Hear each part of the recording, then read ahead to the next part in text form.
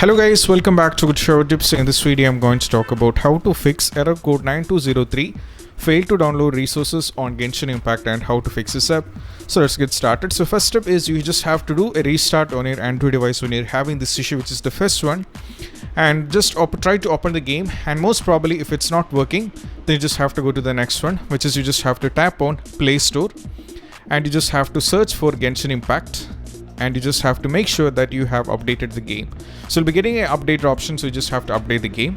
Then let us go back. This is the second step, and the third one is all about you just have to draw the notification bar, and you just have to make sure that you are connected to the Wi-Fi, and you just have to turn this off, and you just have to see whether the Wi-Fi issues are there. So you just have to connect to another Wi-Fi and see whether the issue is solved or not.